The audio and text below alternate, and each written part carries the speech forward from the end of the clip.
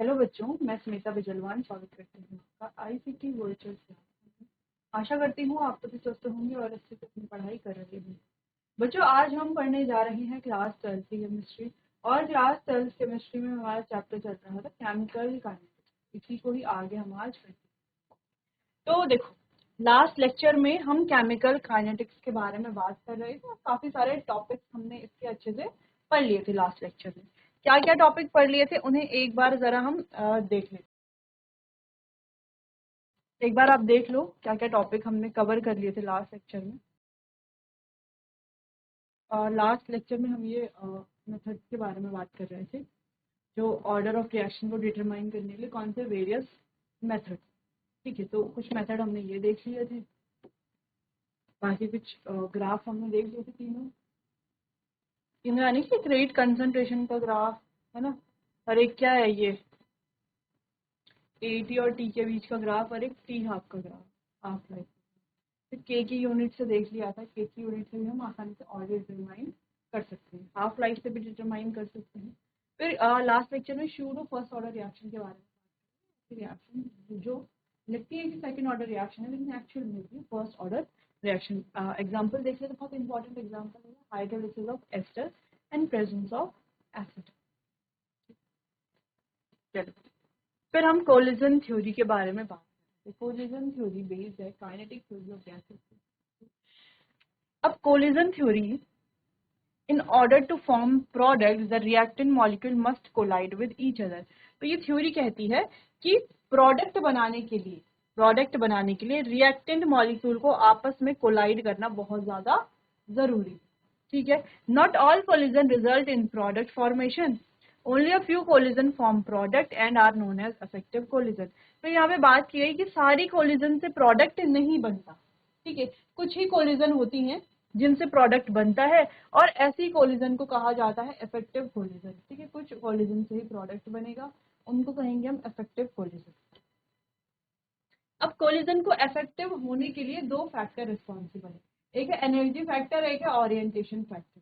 ठीक है, energy factor भी और ओरिएंटेशन फैक्टर भी। तो हम एनर्जी फैक्टर के बारे में बात कर रहे थे, तो यहाँ पर इस तरीके से देखो, जैसे हमारी ये दो H2H और दो I क्या करते हैं, आपस में कोलाइड करने की कोशिश करते हैं, क्या बनाते हैं, इंटरमीडिएट, जिसको हम एक एक्टिवेटेड कॉम्प्लेक्स भी बोलते हैं।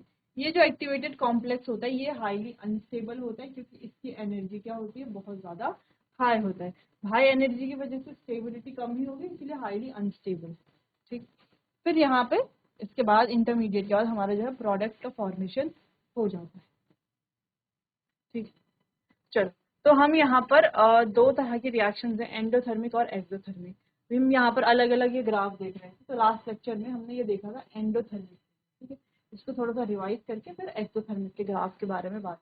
तो देखो, यहाँ पर ग्राफ बन रहा है एनर्जी और रिएक्शन इन प्रोग्रेस के बीच में। ठीक है, तो हमने कहा यहाँ पर इस पॉइंट को, ये जो पॉइंट है इसे क्या कह रहे हैं हम, एनर्जी ऑफ रिएक्टेंट। इस तरीके से जा करके क्या बना रहा है, एनर्जी ऑफ प्रोडक्ट ई। अब यहां से लेकर के यहाँ पर ये जो पॉइंट है, इस ये जो मैक्सिमा है, इसे कहेंगे एक्टिवेटेड कॉम्प्लेक्स। और इस एक्टिवेटेड कॉम्प्लेक्स के लिए जो एनर्जी चाहिए होती है उसे कहते हैं हम एक्टिवेशन एनर्जी। यानी कि एक्टिवेशन एनर्जी है क्या, the additional energy required for reactant molecule. ठीक है, to form activated complex is known as activation energy.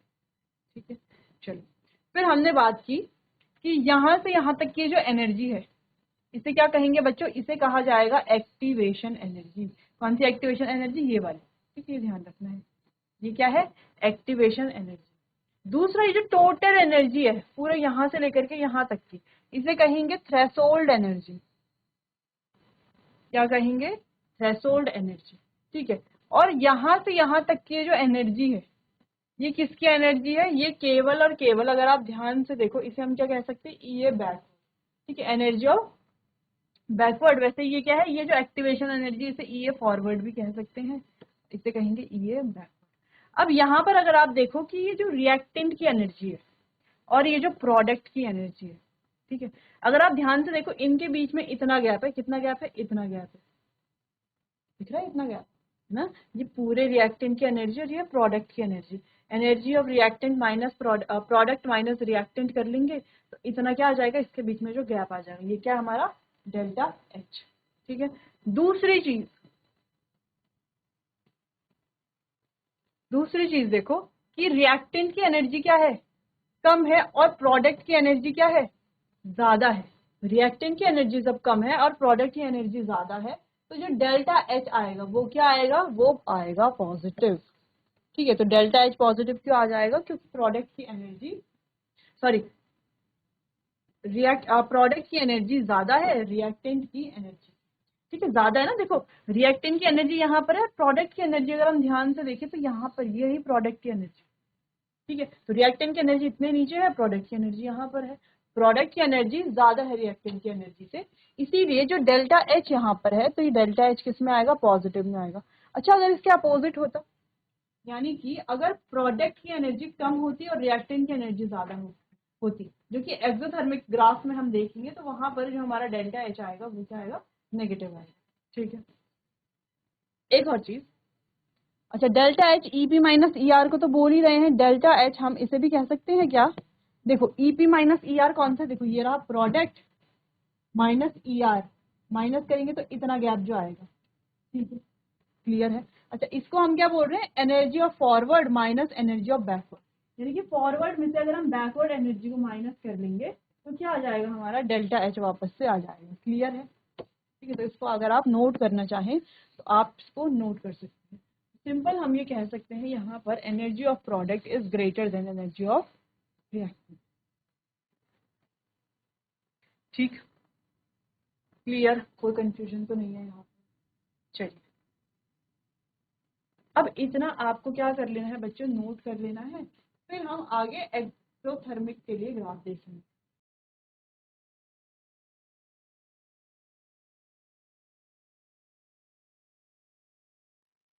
ठीक है, चलो वो भी नोट कर ही लेते हैं। Delta H is equals to E A forward minus E A backward.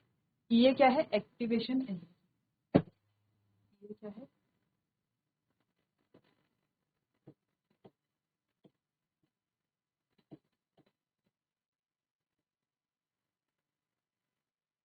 Activation energy. Activation energy क्या होती है, the energy, the additional energy,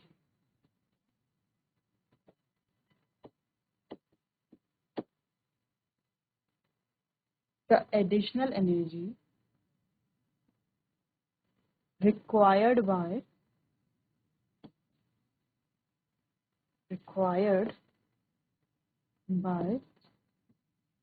reactant molecule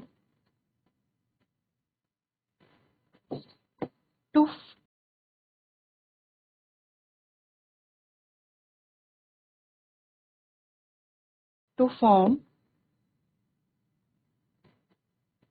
activated complex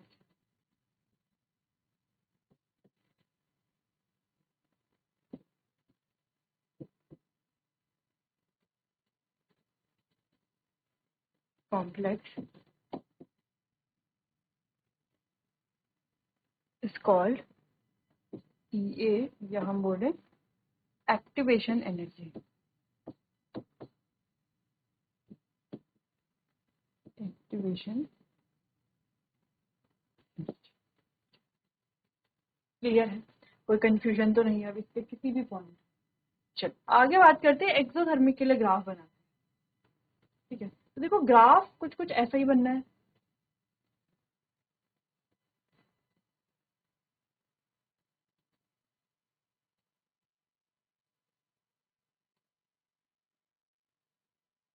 इधर आएगी एनर्जी,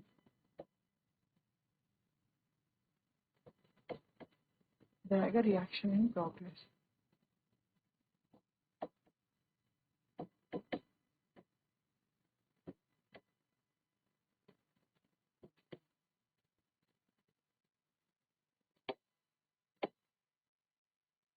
मान लो ये है energy of reactant ER। ER मैंने ER का मतलब है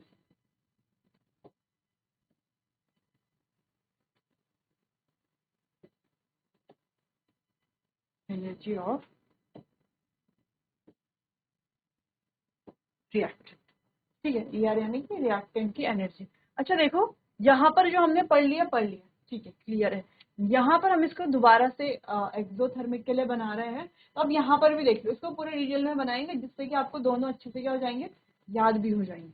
ठीक है, यहाँ पर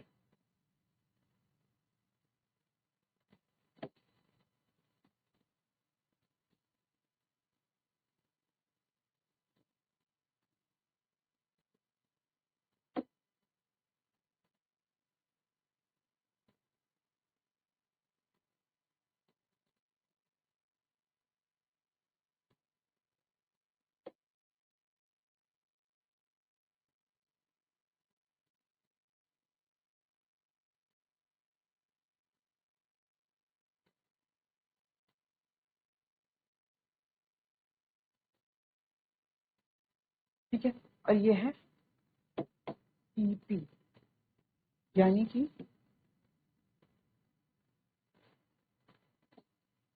एनर्जी ऑफ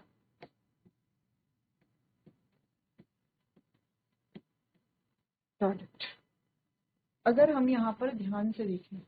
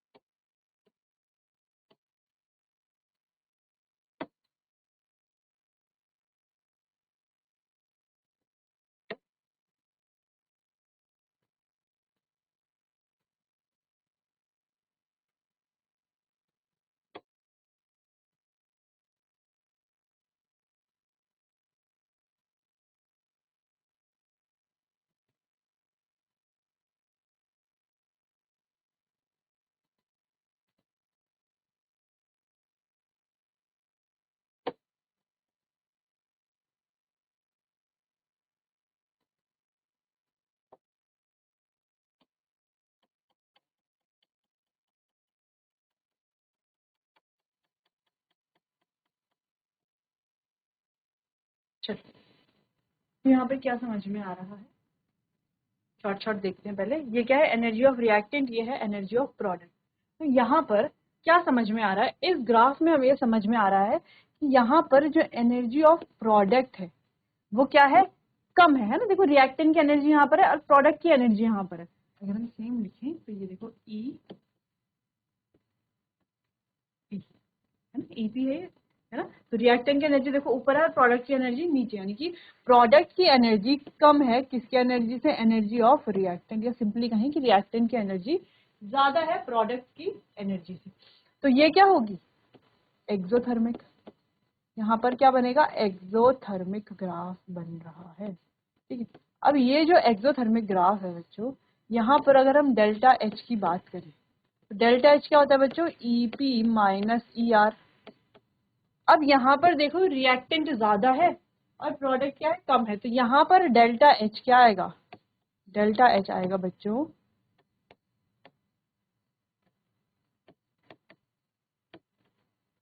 ठीक है, डेल्टा H क्या आएगा, नेगेटिव। क्या आएगा, डेल्टा H क्यों आएगा, ये समझ में आया कि नेगेटिव क्यों आ रहा है, क्योंकि यहाँ पर रिएक्टेंट की एनर्जी क्या है, ज्यादा है और प्रोडक्ट की एनर्जी क्या है, कम है। तो देखो अगर प्रोडक्ट की एनर्जी ज्यादा होती और रिएक्टेंट की एनर्जी कम होती तो ये किस में आता, पॉजिटिव में, है ना। मान लो प्रोडक्ट की एनर्जी है 5 और रिएक्टेंट की एनर्जी है 3, तो 5 माइनस 3 कितना होता है, 2। आंसर किस में आता, पॉजिटिव में। अब यहाँ पर उल्टा मान लो, प्रोडक्ट की एनर्जी है 3 और रिएक्टेंट की एनर्जी है 5, तो 3 माइनस 5 कर लेंगे तो यह आ जाएगा -2, यानी कि किस में आ रहा है, डेल्टा H नेगेटिव आ रहा है।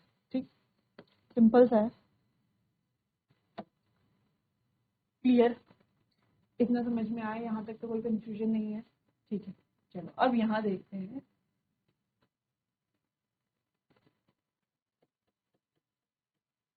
ठीक है, अब यहाँ से लेकर के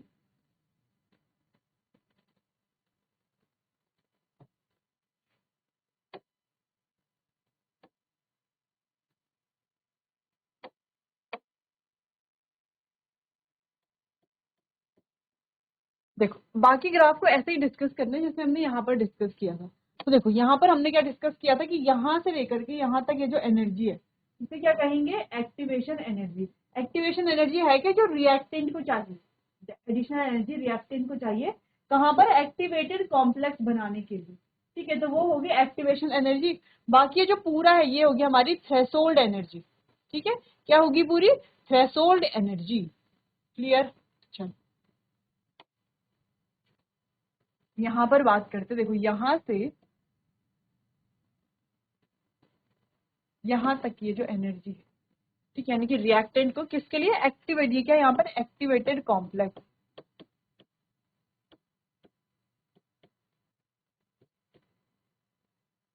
ये एक्टिवेटेड कॉम्प्लेक्स। तो ये क्या है हमारा? ये है ई ए। ठीक है, ई ए का मतलब है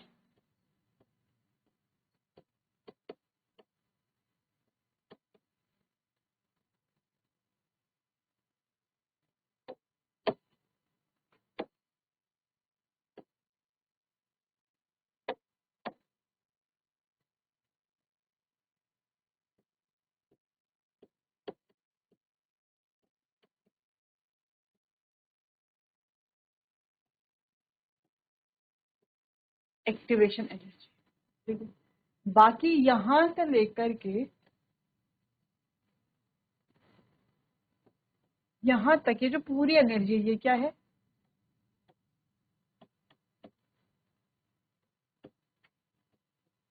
थ्रेशोल्ड एनर्जी। अब ये जो एक्टिवेशन एनर्जी है इसी को हम क्या बोलते हैं? ई ए फॉरवर्ड, फॉरवर्ड रिएक्शन, है ना। बाकी ये जो प्रोडक्ट है, प्रोडक्ट की एनर्जी अगर हम देखें तो काफी ज्यादा नीचे है। ये क्या हो गया? ये हो गया ई ए बैकवर्ड। तो हम डेल्टा एच को क्या बोलते हैं? डेल्टा एच को ये भी कहा जाता है ई A forward minus E A backward. तो देखो ई ए फॉरवर्ड इतना है और बैकवर्ड इतना है। फॉरवर्ड में से बैकवर्ड माइनस करेंगे तो देखो क्या आएगा? ये वाला पोर्शन आएगा, आएगा तो ये वाला पोर्शन, लेकिन कैसा है ये? कैसा है ये? नेगेटिव है। तो हम ये भी बोल सकते हैं कि यहां से लेकर के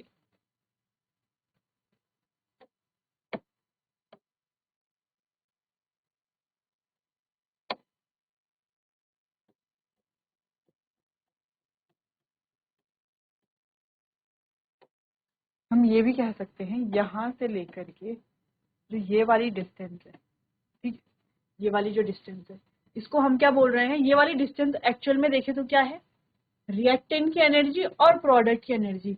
जब हम इन दोनों को माइनस करते हैं तो हमारे पास ये वाली डिस्टेंस आती है, इसको हम क्या बोल रहे हैं? ये है हमारा delta H. Same forward reaction और बैकवर्ड रिएक्शन, फॉरवर्ड और बैकवर्ड को माइनस करेंगे तो भी आएगा ये वाला पोर्शन। तो क्या है? ये सिंपल डेल्टा एच। ठीक, क्लियर है? कोई कंफ्यूजन तो नहीं? समझ में आया? कहीं पर कोई दिक्कत तो नहीं? ठीक है, चलो। तो अब हमें यहाँ पर में दो चीजें समझ में आ गई। अब वो दो चीजें क्या है? वो दो चीजें ये हैं, अगर प्रोडक्ट की एनर्जी ज्यादा होगी रिएक्टेंट की एनर्जी से तो रिएक्शन होगी हमारी एंडोथर्मिक,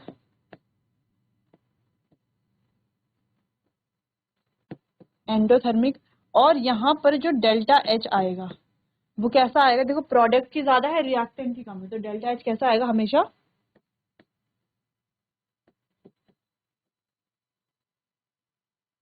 पॉजिटिव आएगा। दूसरी चीज, अगर प्रोडक्ट की एनर्जी कम है रिएक्टेंट की एनर्जी से, या बेसिकली रिएक्टेंट की एनर्जी कम है, तो होगी हमारे पास एक्सोथर्मिक।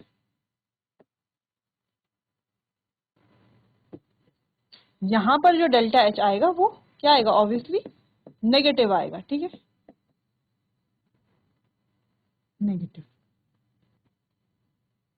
तो दो हमने यहाँ पर रिएक्शन देख ली है, ठीक है। एक्टिवेटेड कॉम्प्लेक्स हमें पता चल गया है और एक्टिवेशन एनर्जी के बारे में हमें पता चल गया। ये जो एक्टिवेशन एनर्जी है,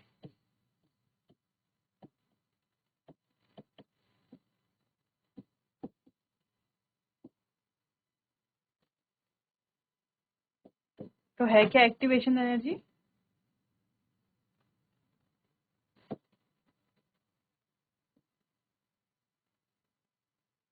है क्या activation energy, additional energy required by reactant, ठीक है, the additional energy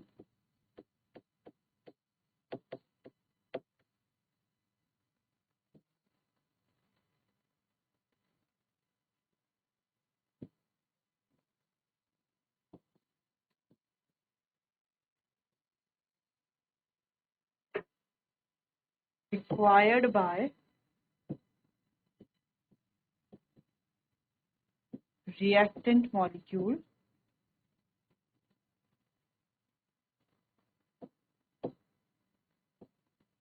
to form activated complex.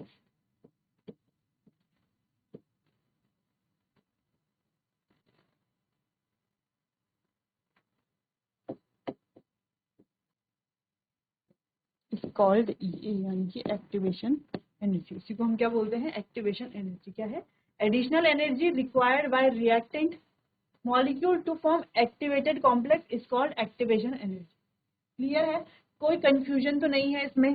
देखो, एक हमने यहाँ पर बनाया था, ठीक है, किसके लिए, एंडोथर्मिक के लिए, ठीक है। बाकी एक हमने यहाँ पर बनाया, कोई कंफ्यूजन आपको नहीं होनी चाहिए।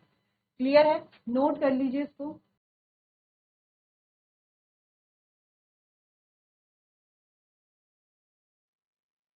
ठीक है, चलो। तो एक इफेक्टिव कोलिजन के लिए रिएक्टेंट मॉलिक्यूल के पास जो एनर्जी है वो ग्रेटर देन या इक्वल टू होनी चाहिए एक्टिवेशन एनर्जी के, ठीक है। ये है एक इम्पॉर्टेंट पॉइंट यहाँ, जिसको आपको स्टार या जो भी आपके लिए इम्पोर्टेंट है उससे आपको मार्क कर लेना है, ठीक है। ठीक, चल, ठीक है। इफेक्टिव कोलिजन के लिए एनर्जी जो है रिएक्टेंट मॉलिक्यूल की वो ग्रेटर या इक्वल होनी चाहिए किसके, एक्टिवेशन एनर्जी के, ठीक है। चलिए, क्लियर है, समझ में आ गया। आगे बढ़ते हैं। तो ये जो ग्राफ हमने यहाँ पर बनाया है, ये हमने एंडोथर्मिक के लिए बनाया है, ये हमने एक्सोथर्मिक के लिए बनाया है। अब आप यहाँ पर अगर देखें, यहाँ पर भी सेम रिएक्शन हो रही है, रिक्वायर्ड टू इनिशिएट, यानी कि एक्टिवेशन एनर्जी की डेफिनेशन भी यहाँ पर दी गई। वैसे हमने डेफिनेशन पहले भी लिख दी है, क्या है, minimum amount of energy required to initiate a chemical reaction, यानी कि केमिकल रिएक्शन को इनिशिएट करने के लिए, स्टार्ट करने के लिए जो मिनिमम अमाउंट ऑफ एनर्जी चाहिए। यहाँ पर भी तो हम यही कह रहे थे ना कि एडिशनल एनर्जी चाहिए रिएक्टेंट को एक्टिवेटेड कॉम्प्लेक्स बनाने के लिए, यानी कि रिएक्शन को स्टार्ट करने के लिए, इनिशिएट करने के लिए, ठीक है। उसी को क्या कह रहे हैं हम, उसी को कह रहे हैं एक्टिवेशन एनर्जी। तो यहाँ पर देखो रिएक्शन प्रोग्रेस, यानी कि एनर्जी डायग्राम हमने यहाँ पर बनाए हैं। तो जो एनर्जी डायग्राम है यहाँ पर अगर हम देखें, ठीक है, तो यहाँ पर ये आ रहा है नीचे, ठीक है, यानी कि यहाँ पर रिएक्टेंट की जो एनर्जी है वो क्या है, रिएक्टेंट की एनर्जी ज्यादा है प्रोडक्ट की एनर्जी से। जबकि हम यहाँ पर देखें तो यहाँ पर प्रोडक्ट की एनर्जी ज्यादा है रिएक्टेंट की एनर्जी से। सिंपली ऐसे ही तो हो रहा है। यहाँ पर अगर हम देखें तो energy of reactant is greater than energy of product. यहाँ पर अगर हम देखें तो यहाँ पर energy of product is greater than energy of reactant. Clear है। तो ये कहाँ पर होता है कि जहाँ पर रिएक्टेंट की एनर्जी ज्यादा है, प्रोडक्ट की एनर्जी कम। तो एक्सोथर्मिक के लिए यहाँ पर रिएक्टेंट की एनर्जी क्या है, कम है, और प्रोडक्ट की एनर्जी ज्यादा है, तो एंडोथर्मिक के लिए। क्लियर है, ग्राफ देख लिया। वैसे तो हमने यहाँ पर बहुत डिटेल में इसको एनालाइज कर लिया, डिटेल में इसको समझ लिया इन दोनों एनर्जी डायग्राम को। बाकी यहाँ पर इस तरीके से भी आप समझ सकते हो। तो एनर्जी क्या है, ये वाली जो एनर्जी है ये क्या है, हमारी एक्टिवेशन एनर्जी। क्लियर है। अच्छा, ये जो पूरी एनर्जी है पूरी क्या होगी, थ्रेशोल्ड एनर्जी। क्लियर। और बाकी केवल यहां से लेके यहां तक क्या होगा, डेल्टा एच। क्लियर है, कोई कंफ्यूजन तो नहीं। चलिए बात करते हैं ओरिएंटेशन फैक्टर के बारे में। तो जैसे हमने अभी डिस्कस किया कि इफेक्टिव कोलिजन के लिए दो फैक्टर होने चाहिए, एक एनर्जी फैक्टर हमने देख लिया। बात करते हैं ओरिएंटेशन फैक्टर की। अब ये ओरिएंटेशन फैक्टर क्या है, देखो मान लो हमारे पास है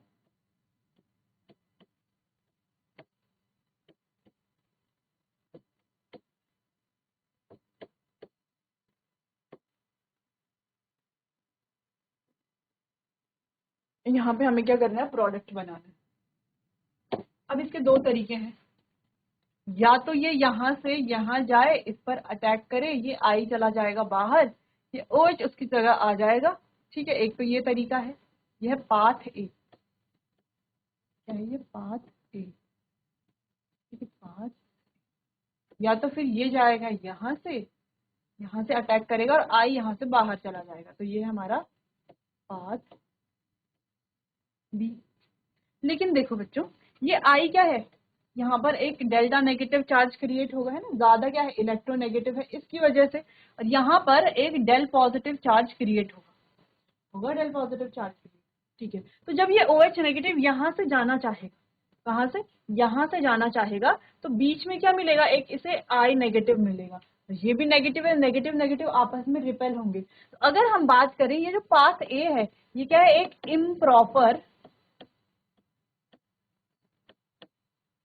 इम्प्रॉपर ओरिएंटेशन है। क्या है, इम्प्रॉपर ओरिएंटेशन।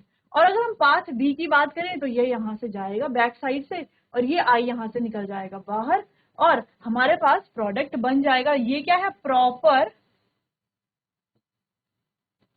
ओरिएंटेशन। प्रोडक्ट कैसे बनेगा, प्रोडक्ट बनेगा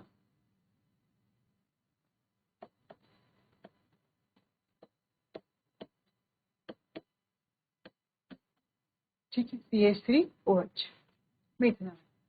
ऐसा हमारे पास क्या बन जाएगा, प्रोडक्ट बन जाएगा। क्लियर है, तो प्रोडक्ट बना कैसे, प्रॉपर ओरिएंटेशन की वजह से, इसकी वजह से, प्रॉपर ओरिएंटेशन की वजह से।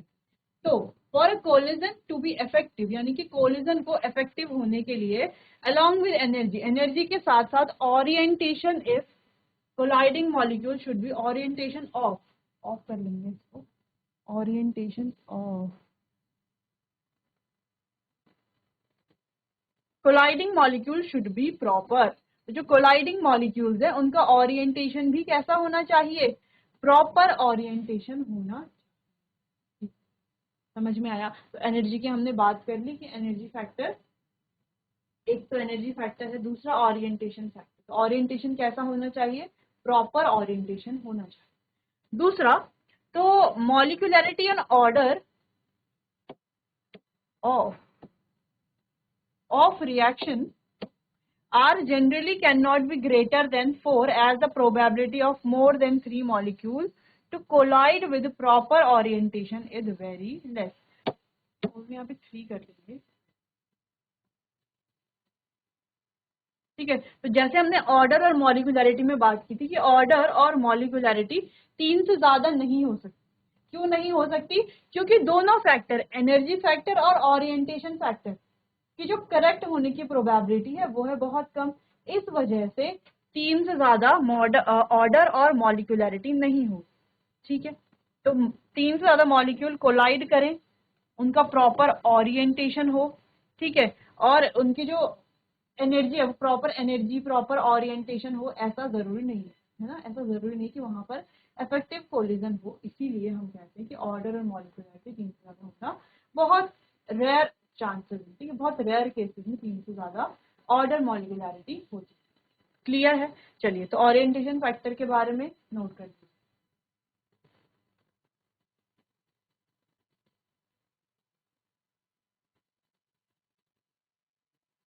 चलिए बच्चों, आज के लिए बस इतना ही, बाकी इसे आगे कंटिन्यू करेंगे हम अपने आने वाले अगले सेशन में। तब तक के लिए आपका बहुत बहुत धन्यवाद।